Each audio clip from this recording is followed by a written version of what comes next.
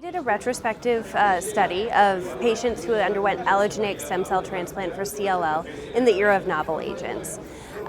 Prior to the approval of Ibrutinib, acalabrutinib, Venetoclax, and the PI3K inhibitors, idelalisib and duvelisib, stem cell transplant was really available as a curative options for patients with high-risk disease.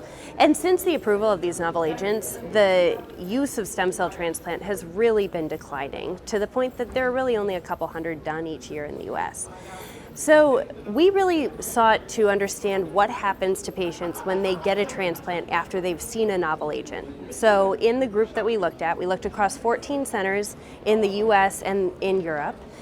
We found 69 patients who had undergone allogeneic stem cell transplant after at least one novel agent. So about 80% of the group had seen Ibrutinib, 60% had seen Venetoclax, 40% had seen a PI3K inhibitor, and even a smaller proportion had seen more than one novel agent. So for instance, Ibrutinib, then Venetoclax. And we took a look at what happened to these patients after the transplant. So we looked at baseline characteristics, CLL characteristics, including mutational status, disease, the prior agents that they'd received, as well as transplant characteristics to really understand.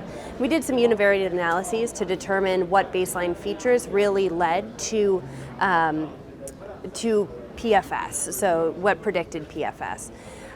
We found that adverse CLL characteristics, including high-risk features like TP53 aberration, do not translate to inferior PFS.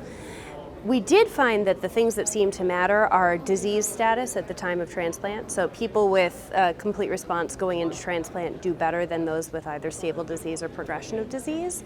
And then the second piece is that the comorbidity index related to the stem cell transplant really does seem to predict outcomes as well, with people with less comorbidities doing better with transplant. So I think this really proves that even in the era of novel agents, allogeneic stem cell transplant is a potentially curative option for our patients.